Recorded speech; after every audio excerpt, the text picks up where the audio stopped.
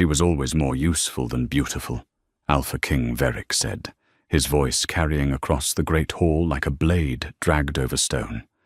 A workhorse. Nothing more.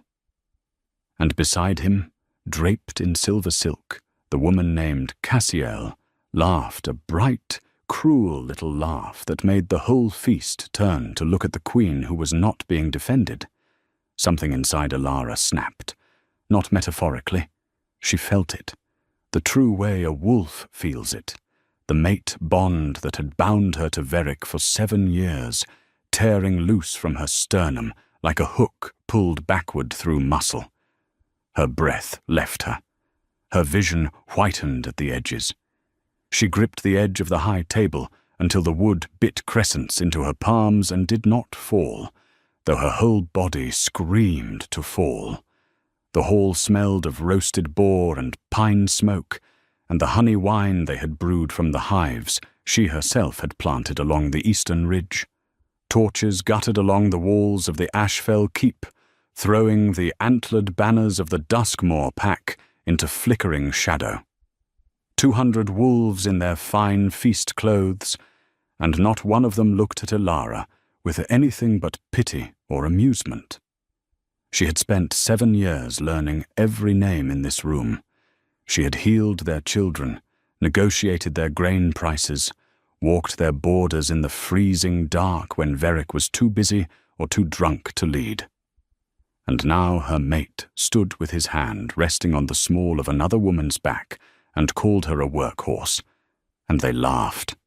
She did not scream. That was the first thing she decided in that white and roaring moment.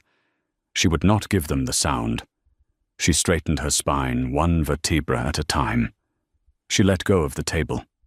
She looked at Veric, at his handsome, careless face flushed with wine and triumph, at the way he had already turned back to Cassiel, as if Alara had simply ceased to exist the moment he finished the sentence. And she looked at Cassiel, whose beauty was the kind that cost nothing and gave nothing, a face like a struck coin, and she saw exactly what her husband had traded her for. Not an upgrade. A mirror. A woman who would reflect his vanity back at him until there was nothing left of either of them. They think this is the end of my story, Alara thought, and the thought was so clear and cold it steadied her hands. They think they have discarded me. They have no idea what they have set free.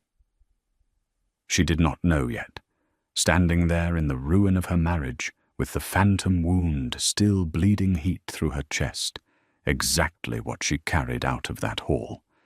She knew only the immediate arithmetic of survival. She turned. She walked. Her heeled boots clicked against the flagstones in a rhythm as steady as a heartbeat, and the hall parted for her without meaning to, the way water parts around a stone. Behind her she heard Veric say something else, something dismissive, and heard the laughter follow, and she let it wash over her back like rain. Let them laugh. Laughter was cheap. She had spent 7 years learning the price of everything, and she knew that the things people laughed at were very often the things that would one day own them. At the doors, she passed old Bram, the keep's steward, a wolf gone grey in the service of 3 generations of Duskmoor alphas. He didn't laugh.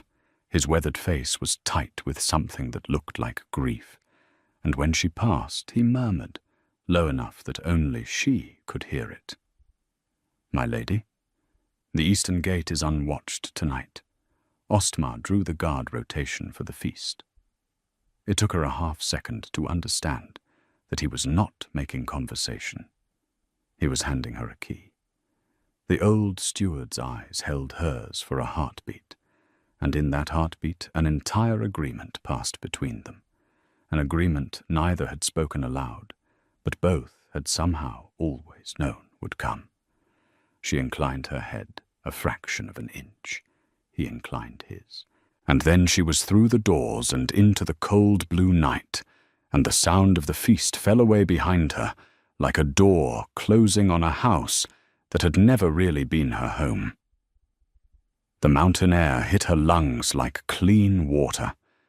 Above the keep, the stars wheeled in their ancient patterns, indifferent to the small human cruelties transpiring beneath them. Elara stood on the wide stone steps and breathed, and for the first time in longer than she could remember, she felt the absence of a weight she had not known she was carrying. The bond was severed. The thing that had, for 7 years, hummed constantly at the base of her skull, tracking Verrick's moods, absorbing his tempers, softening his edges for the sake of the pack, was simply gone. In its place was silence, and the silence was terrible, and the silence was free. She did not go to their chambers. She went instead to the small stone infirmary at the keep's edge, where she had spent most of her waking hours these 7 years, mixing tinctures and setting bones and delivering the pack's pups into the world. She lit no lamp. She did not need one. She knew this room the way she knew her own hands. She knelt at the hearth and pried loose the 3rd stone from the left, the one that had been loose since before she arrived, the one she had made a little looser each year until it lifted away clean under her fingers. Behind it lay an oilcloth bundle.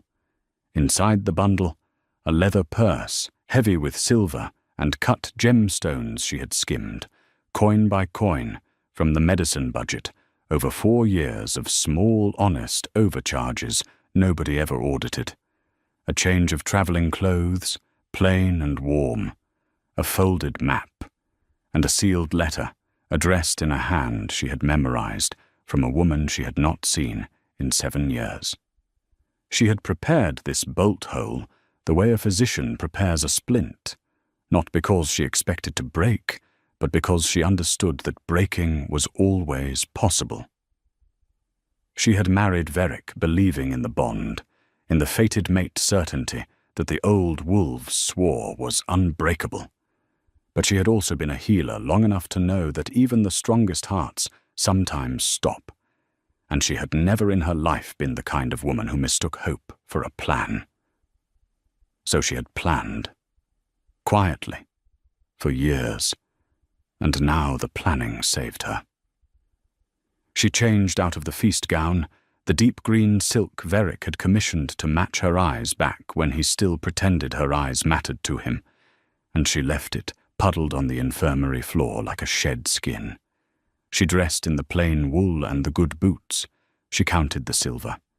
She read the letter one more time by starlight, though she knew every word. An old friend in the distant lowland city of Cael Marin, a woman named Helene, who ran an apothecary house and had written, years ago and never rescinded, "If the north ever fails you, come. There is work here for hands like yours. There is a life here that will not ask you to shrink." And Elara had kept that letter the way a drowning woman keeps a single plank, and now she folded it carefully and tucked it into her coat, and she stood in the dark of the only room in the whole keep that had ever felt like hers, and she said goodbye to it. There was one thing more. She had not planned for it, because she had not known of it until 3 days ago, when the moon blood that came monthly had not come, and the small wise voice at the back of her healer's mind had done the arithmetic and gone very quiet. She pressed a hand flat against her lower belly. She was not certain. She could not be certain. Not yet. But she was a healer, and she knew the signs, and she knew what the sudden savagery of the severed bond had failed to do tonight, which was to harm what she carried. The bond had torn from her heart.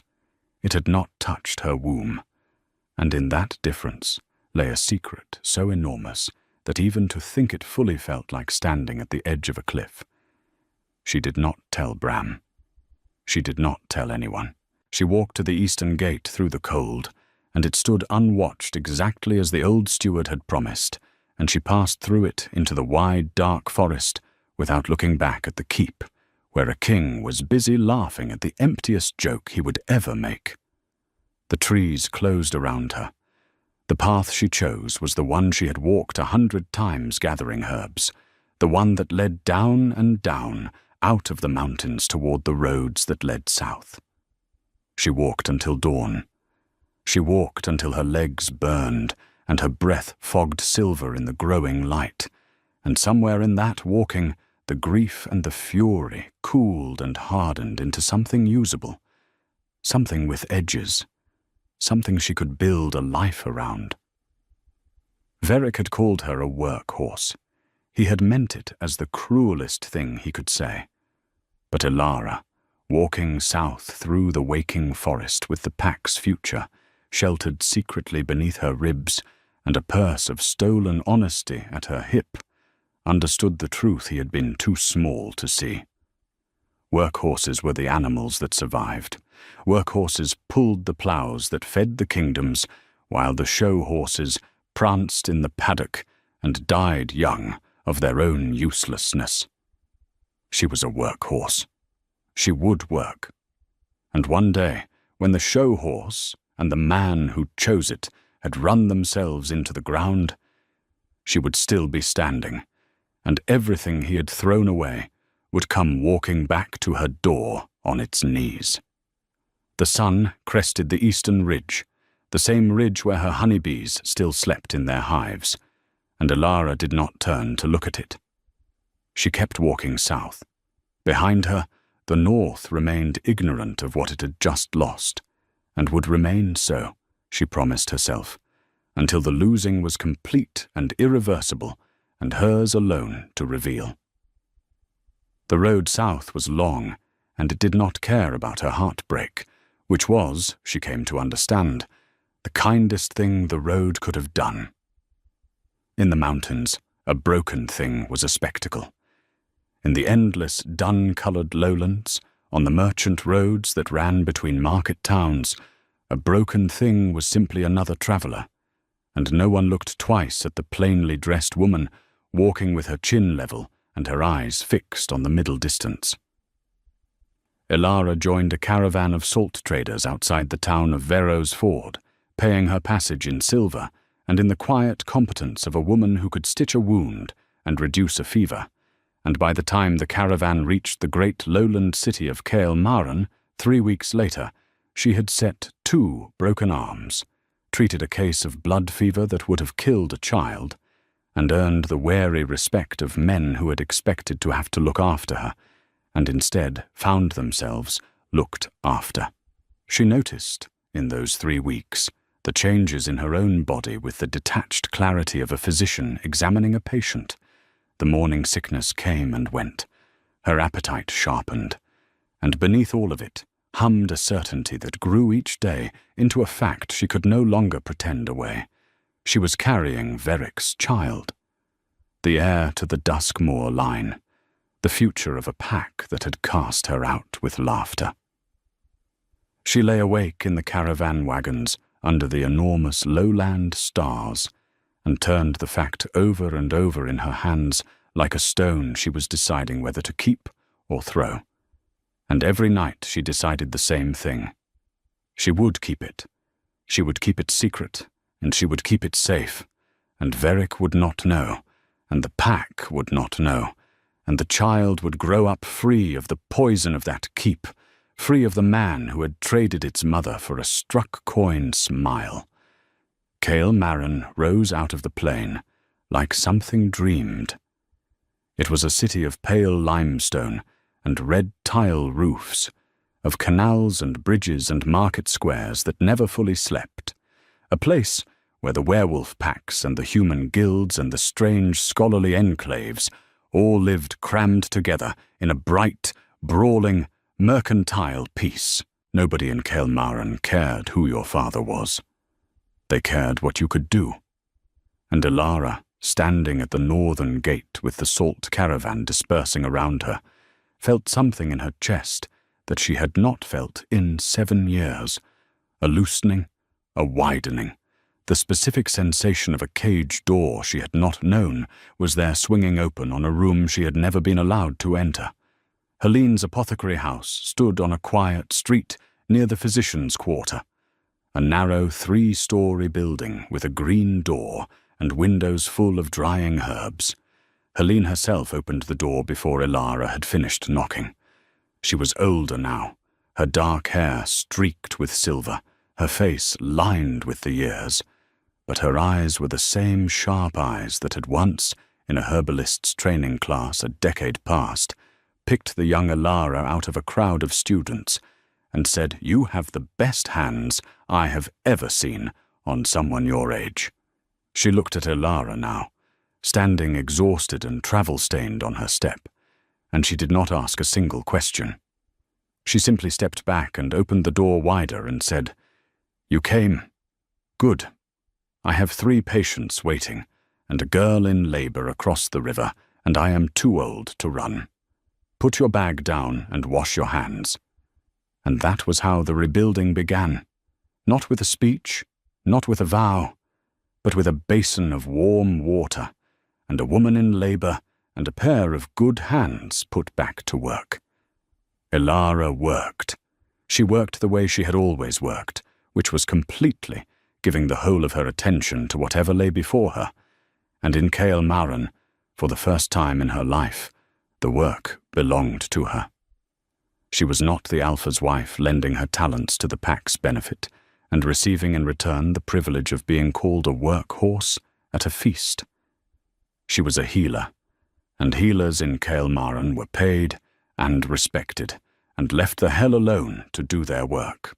Helene took her in without ceremony and taught her the lowland pharmacopoeia, the strange southern herbs and the human techniques the northern Packs disdained, and Ilara absorbed all of it with the hunger of a woman who had spent years starving without knowing it.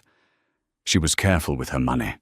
She had arrived with a purse of northern silver, and she spent almost none of it, living in the small room above the apothecary, and eating simply and saving every coin she earned. She had a plan, though she told no one. Not even Helene. She was watching the physician's quarter. She was watching which houses failed and which thrived and why, watching the guild politics, watching the way money and reputation moved through the city like blood through a body. She was learning the machine so that one day she could build one of her own. Her belly grew. She did not hide it exactly, but Kael Maran was a city that minded its own business, and a widowed healer, which was the story she let people assume, drew no particular attention. Helene knew, of course. Helene had known within a week, the way midwives always know. But Helene asked no questions about the father, and Ilara offered no answers, and between them there grew the specific unspoken loyalty of 2 women who understood that some things were kept, not because they were shameful, but because they were dangerous. The child came in the deep of winter, in the small hours of the longest night of the year, with the canals frozen and the city hushed under snow. It was a hard labor and a long one, and Helene, who had delivered 1,000 children, didn't leave Ilara's side for 18 hours.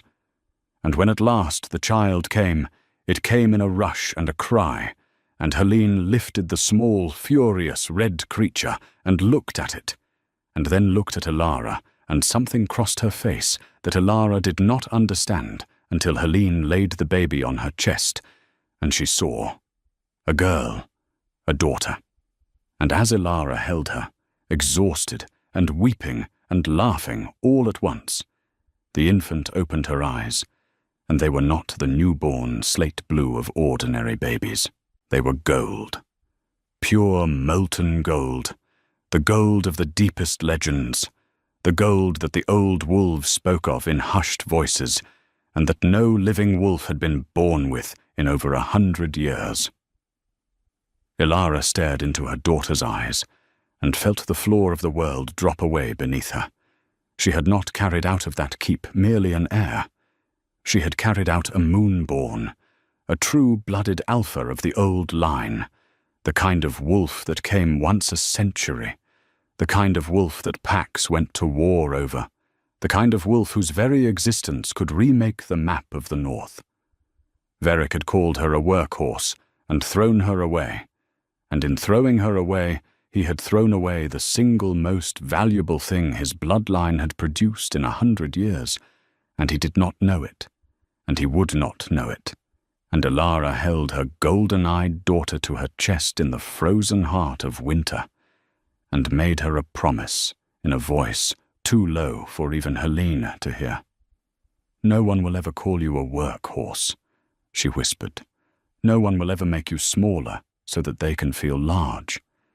You are going to be exactly as vast as you are, and the world is going to have to make room." She named her Win, which in the old northern tongue meant joy, because Elara had decided that this child, born of betrayal, would nonetheless be born into joy, and because she was stubborn enough to make a name into a prophecy through sheer force of will. Helene, holding a cup of tea in the grey dawn light while Elara nursed the child, looked at those impossible golden eyes and said quietly, "You know what she is." It was not a question. "I know what she is," Elara said. "There are wolves who would kill for her. There are wolves who would kill you to take her." "I know that too." Helene was silent for a long moment. Then she set down her tea and said the thing that would shape the next years of Elara's life. "Then you cannot stay a healer in a room above an apothecary. A healer can be threatened. A healer can be pushed. You need to become something that cannot be pushed.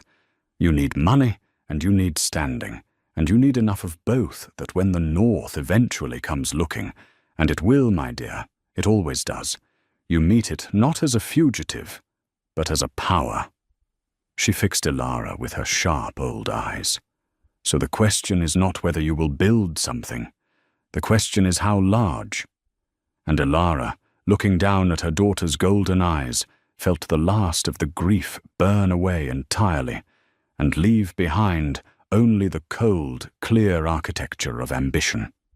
"Large enough," she said, "that they have to come to me."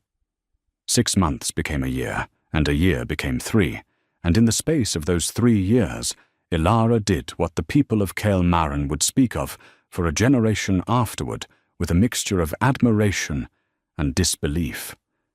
She did not merely rebuild her life. She built an empire out of the one thing she had always been better at than anyone around her, and the one thing the world always undervalued until it was dying and desperate. She built it out of healing. It began with a single failed apothecary house 3 streets over from Helene's, a place run into the ground by a drunkard whose creditors were circling. Elara bought it with her northern silver and the savings of 2 years, and she gutted it, and she reopened it not as an apothecary, but as something Kael Marin had never quite seen. A house of physicians organized like a guild, where healers pooled their knowledge and their stock and their patients, where a merchant with a fever and a dock worker with a crushed hand received the same standard of care, where the accounts were kept honestly and the profits were shared, and where the reputation of the house became, within a single year, the most trusted name in the physician's quarter. She called it the Golden Hand. She told everyone the name referred to the old proverb about a healer's hands being worth their weight in gold. Only Helene knew that the name was a private joke Elara told to no one, a secret salute to a pair of golden eyes sleeping upstairs. The Golden Hand grew because Elara understood something her competitors did not, which was that trust compounds like interest. She never overcharged. She never let a house healer take a bribe to favor a wealthy patient over a dying poor one. She trained apprentices with the same ferocious rigor Helene had once trained her, and she paid them well enough that none of them ever left, and within 2 years the Golden Hand had opened a second house across the river and a third near the harbour, and the guilds of Kael Marin, who controlled everything, found themselves in the unfamiliar position of needing something they could not control, because when a guild master's own child fell ill, it was to the Golden Hand that he sent, and he did not care about the politics then. He cared about the small hands and the golden reputation and the woman with the level gaze who had built it all. Elara became rich. She became, quietly, and then not quietly at all, one of the wealthiest independent figures in a city built on wealth. But she was careful never to become gaudy about it. She wore plain clothes still, good wool and good boots, and she lived above the first Golden Hand house in rooms only a little larger than the one Helene had given her, because she had learned in the north exactly how a cage could be gilded, and she never intended to build herself another one. Her money went into more houses, more apprentices, more stockpiles of medicine, and into one thing more. One thing she never spoke of aloud: information. She paid, discreetly and well, a network of caravan masters and message riders and the travelling merchants who moved between the lowlands and the north, and she asked them all the same standing question. What news from the Duskmoor pack? What news of the AlphaKing Veric? The news, when it came in fragments, and the fragments told a story Elara read with the cold satisfaction of a physician confirming a fatal diagnosis she had predicted from the first symptom. The north was rotting. Veric, freed of the workhorse who had run his kingdom while he took the credit, had discovered within a single season that he had no idea how his kingdom actually ran. The grain negotiations Elara had handled every autumn collapsed the first year she was gone, and the Duskmoor pack went into winter short of stores. The border patrols she had organized fell into disarray, and rival packs began testing the edges of the territory. The pups whose fevers she had broken now died of them, because the healer Veric appointed to replace her was a flatterer who had bought his post with loyalty rather than skill. And Cassiel, the struck coin beauty, revealed herself over the course of 2 years to be exactly the hollow thing Elara had seen in a single glance across a feast hall. She spent the pack's dwindling treasury on silks and jewels. She made enemies of every wolf whose deference she demanded and did not earn. And she gave Veric no heir, because the truth, which Elara alone in all the world understood, was that Cassiel could give him nothing, because the only child of Veric's blood was 3 years old and golden-eyed, and learning to run through the sunlit courtyard of a lowland apothecary, 1,000 miles from the throne she was born to inherit. Elara might have moved against him then. She had the money. She had, by the 3rd year, connections that reached into the northern trade networks, deeply enough that she could have engineered a famine, financed a rival, poisoned a well. The old fury still lived in her, banked but not extinguished, and there were nights when she lay awake and let herself imagine the loud and total ruin of the man who had laughed at her, and the imagining was sweet. But she did not do it. She had promised her daughter a life not built on poison, and she would not begin that life by becoming the very thing she had fled. Cheap revenge was a fire that warmed you once and then burned down your own house. She wanted something better. She wanted the long game. She wanted Veric to destroy himself, as she knew he would, and then she wanted him to come to her, on his knees, without knowing whose feet he knelt at, and only then would she reveal exactly what he had thrown away. So she waited. She built. She raised her daughter. And Wynne, growing, became everything Elara had promised the world would have to make room for. The child was quick and fierce, and impossibly kind, with a laugh that could stop conversation in a crowded room, and a stubbornness that would have terrified a lesser mother. Her golden eyes, which Ilara had at first tried to keep hidden beneath a cap in public, proved impossible to hide, and finally too glorious to want to, and the people of the physician's quarter came to know the healer's golden-eyed girl as a kind of local wonder, a good luck charm, a small radiant fixture of the golden hand who charmed the sick and terrorized the apprentices and ran the household like a benevolent tyrant from the age of 2. Helene, growing frailer, watched the child grow with the fierce pride of a grandmother, for that was what she had become, family assembled not from blood, but from choice, which Ilara had come to believe was the only kind of family worth the name. And it was Helene who first spoke aloud the thing they had both been carefully not speaking of. It was a spring evening in the 4th year, and Wynne was asleep, and the 2 women sat by the window with the canal running silver below, and Helene said, "The north is coming apart. Your merchants say the outer packs are circling like wolves around a wounded stag. Veric will not hold Duskmoor another year without an alliance or a miracle. And a man that desperate does one thing above all others." She looked at Ilara. "He goes looking for money. And there is no larger purse in the lowlands than yours." Ilara had known it was coming. She had, in truth, been building toward exactly this moment for 4 years, laying her fortune across the trade routes like a net, positioning the Golden Hand as the single largest lender of hard silver in Kael'Maran, so that when the desperate came south to borrow, they would find, waiting, whether they knew it or not, the woman they had discarded. But knowing a thing is coming and feeling it arrive are different sensations, and Ilara sat very still by the window and felt her old severed bond place ache, a phantom of a phantom, and then she felt it settle into the cold, clear architecture she had built her new self out of. And she said, "Then let him come and beg. I have been very patient."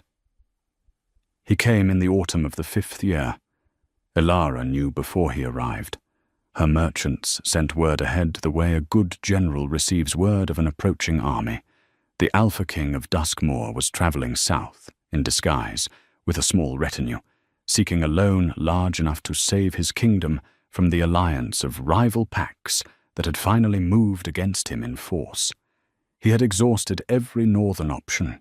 He had beggared himself, and his treasury, and his pride, and he was coming to the lowlands, because the lowlands had the one thing the north no longer did, which was hard money, and every road of inquiry in the lowlands, every discreet question about who might finance a desperate northern king, led eventually and inevitably to the Golden Hand, to the anonymous financial house whose owner never showed her face in negotiations and worked entirely through agents. Veric was coming to borrow money from a woman he believed to be a stranger. He was coming to kneel, without knowing whose feet he was kneeling at, and Ilara, receiving the news in the fine offices she had built above her first house, felt no triumph. Not yet, only a great and terrible calm. She prepared the room herself. It was a large chamber on the top floor of the Golden Hand's central house, a room she used for her most important negotiations, and it was designed with the specific psychology of power. There was a single great chair set with its back to the tall windows, so that a visitor entering would be forced to look into the light and could not clearly see the face of the person seated there. There was a long table of dark, polished wood. There were ledgers stacked with quiet menace, each one representing a fortune, each one a small monument to the years of work Veric had called worthless. And there was, on the wall behind the chair, one object that no one but Ilara understood the meaning of. A simple framed square of deep green silk, cut from the gown she had left, puddled on an infirmary floor 5 years before, the gown he had commissioned to match her eyes. She had gone back for it. She had paid a fortune to a northern agent to retrieve that single ruined thing from the keep before it was thrown out, and she had kept it, and she had framed it, and she had hung it where she alone would see it and know what it meant. On the appointed day, she dressed with great care, not in the plain wool she wore for healing, but in a gown of deep charcoal grey, shot through with threads of gold, severe and beautiful, and unmistakably the clothing of a woman who answered to no one. She left her hair loose. She wore no jewels but a single ring, plain silver, that she had bought for herself with her own first month's earnings in Cael Marin, the only ring she had ever loved, and she sent Wyn away for the day with Helene, upriver to the gardens, because whatever else happened in that room, the child would not be part of it. Not yet. Not until Elara had decided exactly what her father deserved to know. He arrived at mid-afternoon. She heard him below, heard the murmur of her agents receiving him, heard the boots on the stairs, and she seated herself in the great chair with her back to the windows, and waited with her hands folded, and her heart, to her own faint surprise, entirely steady. The door opened, and Veric, AlphaKing of the Duskmoor Pack, walked into the room where his discarded wife sat waiting, and he did not know her. That was the first blow, and it landed on her rather than him. He did not know her. He had travelled 1,000 miles to beg for money from an anonymous lender, and he stood squinting into the light from the windows at the dark shape of a woman he had once called his mate, the mother of his child, and he saw only a stranger, a lowland financier, a purse he needed to open. 5 years had changed him. He was thinner. The careless handsomeness had curdled into something haggard and hunted, and his fine clothes were fine no longer, patched and travel-worn, and his eyes had the sunken, desperate look of a man who had not slept well in a very long time. He had aged a decade. The kingdom he had chosen over her had eaten him alive, and Elara looked at him, and felt, instead of the triumph she had rehearsed, a strange and complicated grief for the wolf he had been, before he threw everything away. "You are the owner of this house?" Veric said. His voice was rougher than she remembered. "I was told I would meet the owner. I expected a man." "You expected many things, I imagine," Elara said, and she kept her voice low and level, and let the light hide her face, "that have not come to pass. Sit." He sat. He was not accustomed to being told to sit, and old kingly pride flickered in his face, but he was too desperate to argue, and that desperation was itself an education. He launched into his prepared speech. He was, he said, a lord of the northern territories, a man of ancient lineage and great lands, temporarily embarrassed by circumstance, seeking a loan to see his people through a difficult season. He spoke of his lands as collateral. He spoke of his honor as guarantee. He spoke in the careful, evasive language of a proud man begging, and Elara let him speak, let him spend the whole of his rehearsed dignity, and when he had finished, she was silent for a long moment, long enough that he shifted in his chair. "You left out several things," she said at last. "Shall I fill them in? Your lands are not collateral, because 3 rival packs have already seized the outer 2/3 of them. Your honor is not a guarantee, because you spent it. Your people are dying, not from a difficult season, but from 5 years of mismanagement that began the day you drove out the person who actually ran your kingdom. And your bloodline, which you offer as if it means something, has produced no heir, because the woman you took to your bed instead of your wife is as barren of use as she is of everything else." She watched the color drain from his haggard face. "I know a great deal about the Duskmoor Pack, AlphaKing Veric. I have made it my business to know." He was on his feet. Who are you? How do you know my name? I came here in disguise. No one in the lowlands knows my—" "Sit down," Elara said, and there was iron in it now, and something in the shape of the command, some old familiar cadence, made him hesitate, made him frown, made him take a half step towards the windows, as if to see her better. And Elara, who had waited 5 years for this exact moment, rose slowly from the great chair and stepped forward out of the glare of the light, and let him see her face at last. She watched it happen. She watched the recognition move across his features like a crack spreading through ice, watched the moment his mind refused it, and the moment it forced the refusal aside, and the moment the whole enormous truth of it crashed down on him all at once. His mouth opened. No sound came out. He put a hand on the back of the chair to steady himself, the same way she had steadied herself on a high table 5 years before, while he laughed.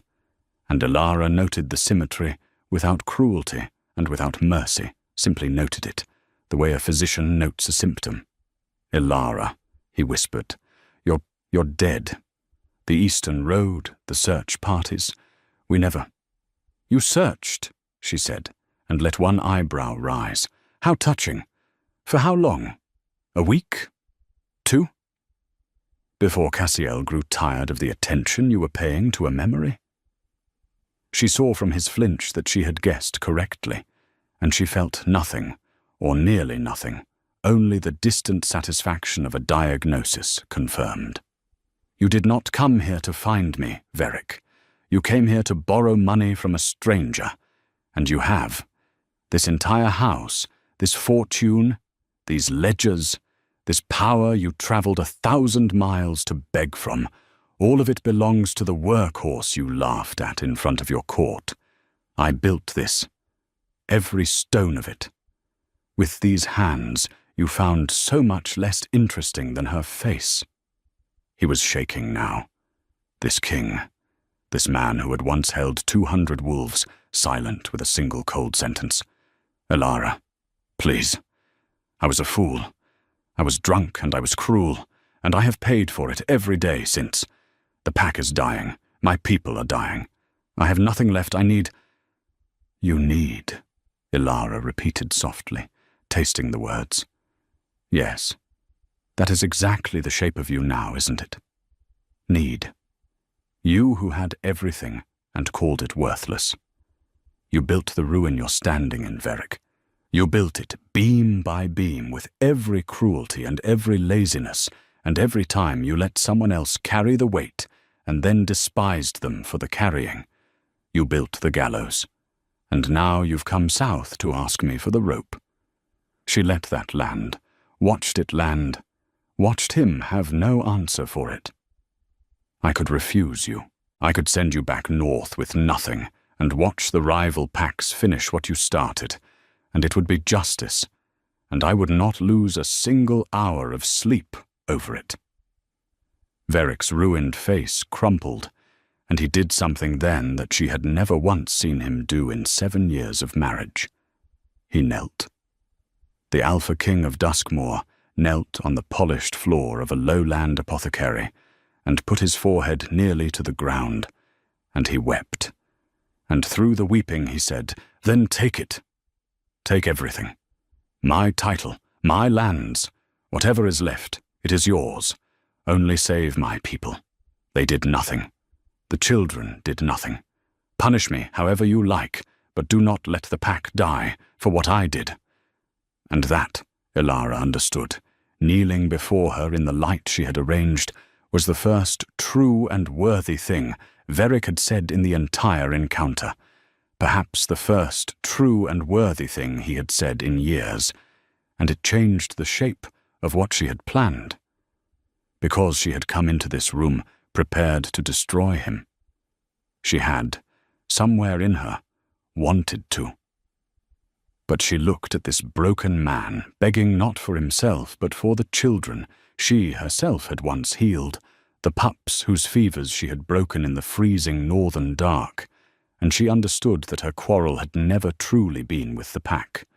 Her quarrel was with the man, and the man was already destroyed, had destroyed himself exactly as she had known he would, and there was nothing left for her to do to him that his own choices hadn't already done more thoroughly than she ever could. To crush the pack, to punish Verek, would be to become Verek, to sacrifice the innocent for the sake of a personal wound. And she would not. She had promised a golden-eyed girl a life not built on poison. So Elara did the thing that was harder than revenge, and infinitely more devastating. She chose mercy, and she chose it as a weapon, and she wielded it with the precision of a surgeon opening a wound to let the poison out. "Get up," she said. "Kings do not weep on my floor. Get up and listen, because I am going to tell you exactly how this ends, and you are going to do precisely as I say, and in exchange, your people will live." He got up, trembling, hardly daring to hope. "I will save the Duskmoor pack," Elara said. "Not for you. Understand that clearly. Not one coin of this is for you.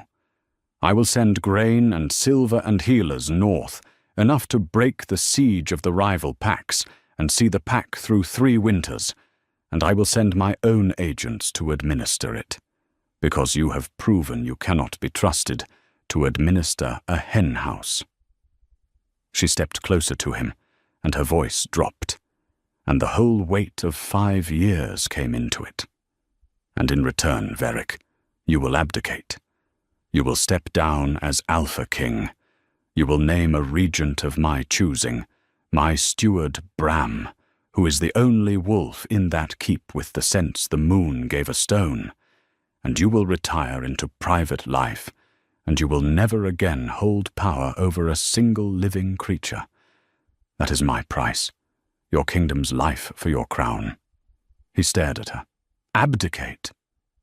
But the line. There is no heir. If I step down, the pack will tear itself apart over the succession. That is worse than the siege. That is—" "There is an heir," Elara said. And she watched the words hit him, watched him not understand, and then watched the terrible slow dawning as his eyes dropped to her body and did the arithmetic that she had done herself 5 years before in a caravan wagon under strange stars. She saw him count the months. She saw him remember the last time they had shared a bed, in the bitter weeks before the feast, when their marriage was already dying but not yet dead. She saw him arrive at the conclusion, and she saw his knees threaten to buckle again, and she let him get there entirely on his own, before she confirmed it. "You left with," he whispered. "You were. When you walked out of that hall you were carrying." "Your child," Elara finished. "Yes, though I didn't know it for certain until I was already 3 weeks south." The bond tore from my heart that night, Verek. You felt it too, I imagine. That snapping, that hook pulled backward through the chest. But the bond lives in the heart, and a child lives elsewhere, and the severing that nearly killed me did not touch her. She was born in the deep of the following winter, on the longest night of the year, in a room above an apothecary 1,000 miles from the throne she should have been born to. He was weeping again, but differently now. Not the desperate weeping of a beggar, but something older and more broken. A son? A daughter?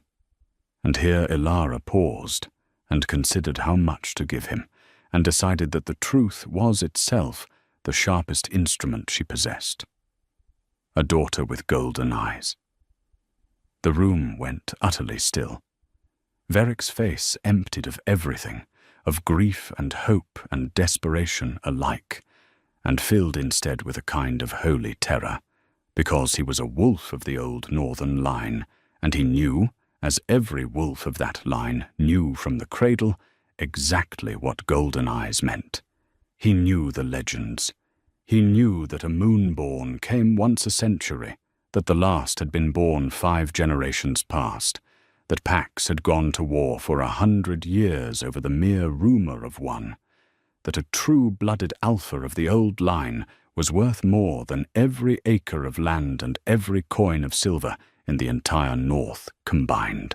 He knew that his bloodline, the Duskmoor line he had offered as collateral, as if it meant nothing, had produced the single most valuable wolf born in 100 years. And he knew that he had thrown her away, laughing, at a feast, for a woman with a face like a struck coin. "A moonborn," he breathed. "I have her. There is a moonborn of my blood, and she is." He looked up at Ilara with something that was almost madness. "She is safe? She is well?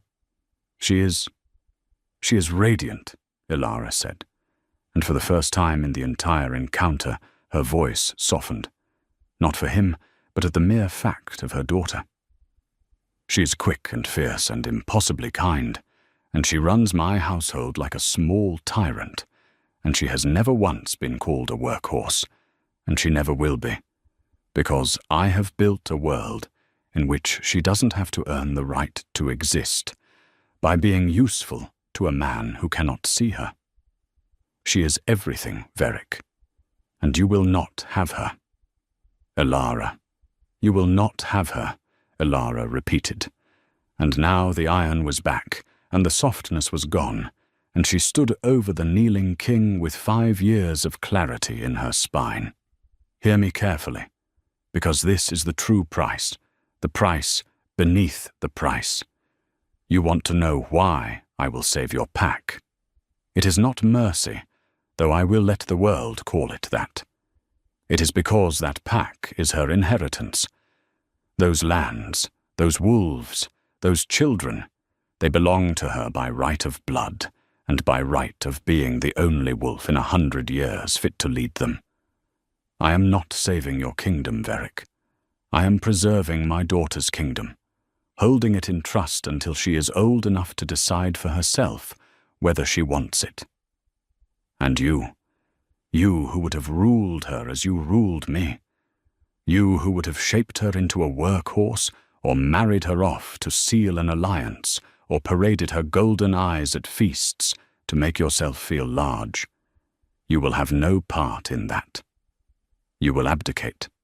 Bram will hold the regency, and when Wyn is grown, she will come north as its rightful heir, or she will choose to stay south and let it pass to whomever she names, and either way it will be her choice, made in freedom, and not one thread of it will be yours to touch."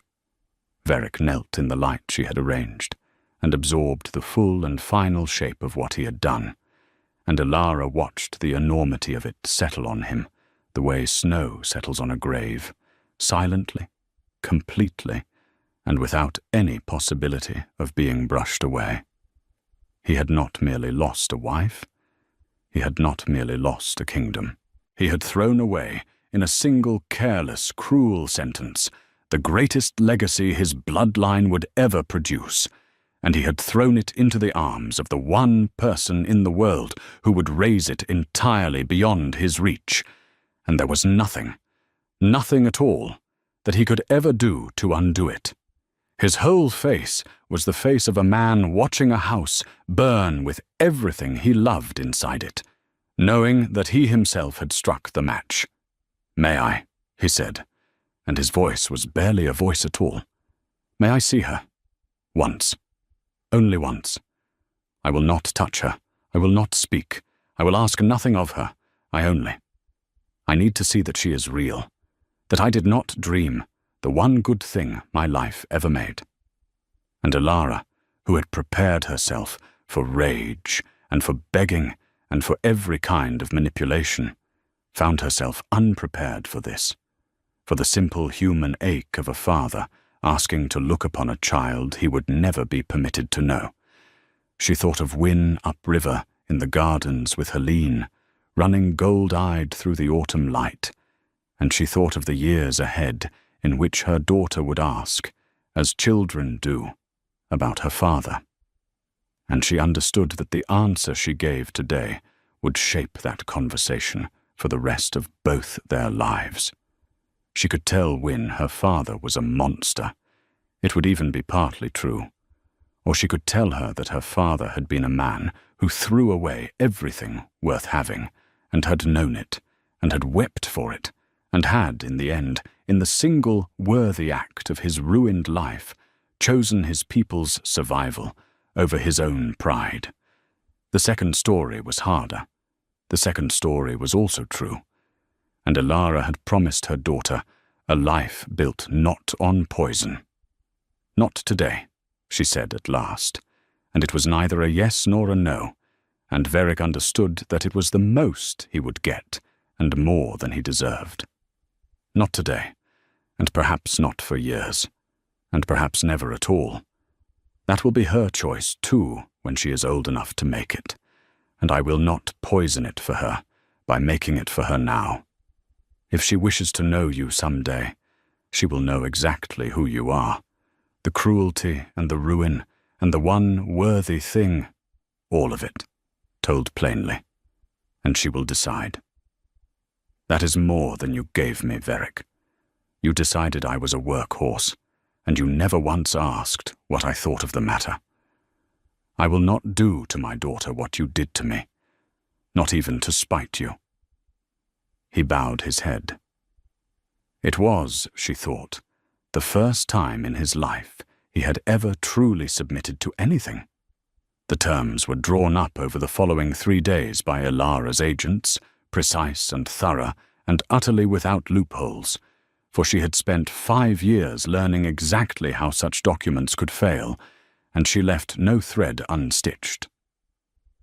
Varric signed the abdication in the great chamber, with the framed green silk watching from the wall behind her, though he never understood what it was. He signed away his crown and his authority, and his right to hold power over any living creature, and he named Bram regent, and he set his seal to a covenant that placed the administration of the Duskmoor Pack's recovery entirely in the hands of Alara's northern agents for a term of 3 winters. And in exchange, the grain moved north, and the silver moved north, and Alara's healers moved north, and the siege of the rival packs, which had been sustained only by the scent of Duskmoor's weakness, broke apart within a single season, when it became clear that the pack now had behind it the bottomless purse of the lowland's greatest financial house. The pack lived. The children she had once healed lived. Old Bram, grey and principled and clear-eyed, took up the regency with the grim competence of a man who had waited his whole long life to be trusted with something worthy of him, and he sent Alara a single letter when the first grain wagons arrived, and it contained only one line. "The eastern gate is watched again, my lady, and guarded well." And Alara read it, standing at the window above the first Golden Hand house, and she wept, once, briefly, for the old wolf who had handed her a key on the worst night of her life, and asked for nothing in return. And then she folded the letter and put it in the drawer with the other letter, the one from Helene, the 2 planks that had carried her across the flood. Cassiel exited the story the way hollow things always exit, without dignity and without notice. When word reached the north that Varric had abdicated, and that the pack was to be administered by the mysterious lowland financier, the struck coin beauty, who had attached herself to power, discovered that she had attached herself instead to ruin, and she did what such creatures always do, which was to leave. She was last reported travelling east with a minor lord of a lesser pack, carrying with her the last of the jewels she had bought with the treasury she had helped to empty, and no one in Duskmoor mourned her going, and no one anywhere remembered her name within a year. She had been, in the end, exactly what Alara had seen in a single glance across a feast hall 5 years before. A reflection, a surface, a thing that existed only so long as there was light to shine upon it. When the light failed, She simply ceased. It was not even a punishment. It was merely a fact, the way the disappearance of a shadow at nightfall is a fact. Veric didn't go east. Veric, to the mild surprise of everyone, including himself, went to work. Stripped of his crown and his pride and his illusions, the abdicated king asked Bram for a place, any place, and Bram, who understood Mercia's instruction better than most, set him to the lowest labor in the keep, and Veric took it without complaint. He mucked the stables he had once ridden through in glory. He hauled stone for the repairs the pack could not afford in the lean years. He learned, at last and far too late, the actual weight of the work that keeps a kingdom running, the work he had once watched a woman perform and called worthless, and Elara heard through her agents that he never spoke of his former station, and that when the pack's children asked who the sad, quiet man in the stables was, the older wolves would only say that he was someone who had learned something important very slowly, and that they should be kinder and quicker than he had been. It was, Elara thought, a more fitting sentence than any dungeon. She had wanted him to understand what he had thrown away. He understood it now, completely, every single day, with his hands. The years turned. The golden hand grew until it had houses in 4 cities, and a name that meant, throughout the entire lowlands, and increasingly in the north as well, the simple, unimpeachable fact of care honestly given. Helene died in her sleep in the 7th spring, old and content, and surrounded by the family she had chosen, and Elara held her hand at the end and thanked her for the basin of warm water and the woman in labor, and the door opened without a single question asked, and she buried her in the physician's quarter beneath a stone that read only best hands, which was the highest praise Helene had ever given, and the only epitaph she would have wanted. And Wynne grew. She grew tall and golden-eyed and radiant, exactly as vast as she was, and the world made room for her precisely as her mother had promised it would have to. Elara told her the truth of her origins, piece by piece, as she grew old enough to hold each piece. The feast and the cruelty, and the silent walk south. The stone pried loose from the infirmary hearth. The letter, the caravan, the longest night of the year. She told her about her father, plainly, the cruelty and the ruin, and the one worthy thing, all of it, and she let her daughter form her own judgment, and did not poison it. And when Wynne was 17, tall and formidable and entirely her own, she came to her mother one evening by the window, with the canal running silver below, and said, "I want to see the North. Not to rule it. Not yet. Not until I am sure. Just to see it. To see the people you saved. To see the man in the stables. To decide for myself what any of it means to me." And Elara, who had spent 17 years building exactly this, a daughter free enough to make exactly this choice, felt her whole heart break open with a joy so fierce it was nearly indistinguishable from grief, and she said, "Then we will go together, and whatever you decide, it will be yours." They went north in the spring, mother and daughter. Along the same road Elara had walked alone and broken 17 years before, and this time the North knew exactly what was coming to it, and this time the North came out to meet them, not with laughter, but with something closer to reverence, because the whole pack had by now pieced together the truth of who their mysterious lowland benefactor had always been, and they lined the road as the 2 women rode up into the mountains, and old Bram waited at the eastern gate, grey as winter and weeping openly, and the pups Elara had once healed, grown now into wolves with pups of their own, held up their golden-eyed children to catch a glimpse of the moon-born come home.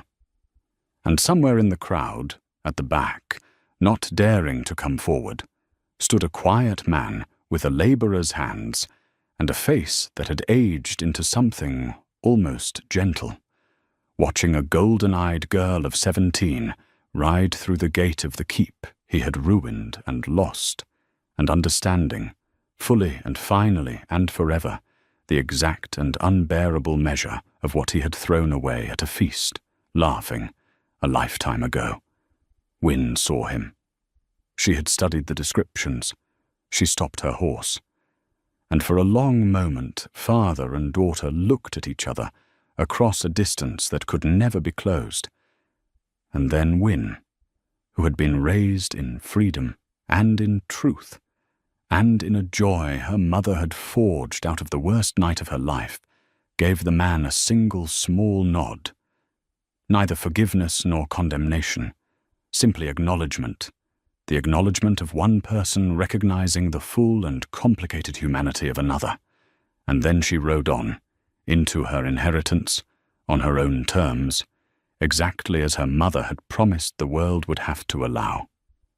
And that is the truth that Ilara had understood on a cold blue night at an unwatched eastern gate. The truth she had spent 17 years proving with her hands. Worth is not something granted to you by the people in power. It is not something you earn by being useful enough, or beautiful enough, or quiet enough to keep the peace.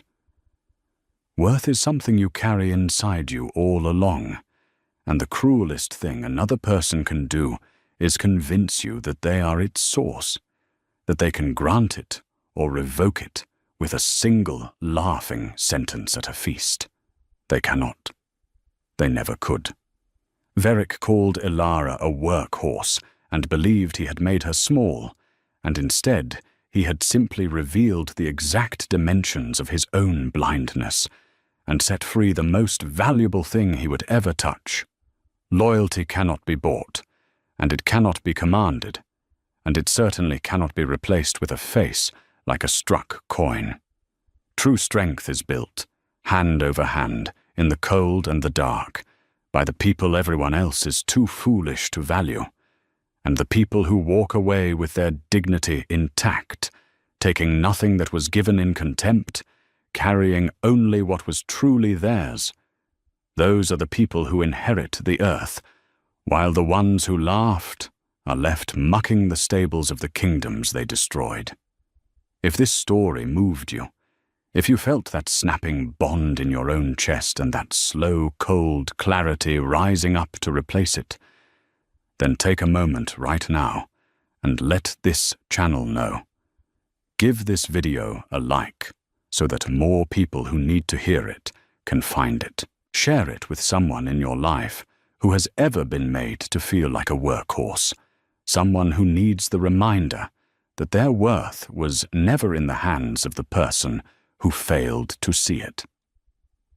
And subscribe, because this is a place for exactly these kinds of stories, the slow burn reversals and the quiet triumphs, and the people who walk out of the great halls with their heads held high and vanish with the future in their arms. Then tell me in the comments, what was the single line in this story that hit you hardest? I read every one, and I promise you, the next tale is already waiting.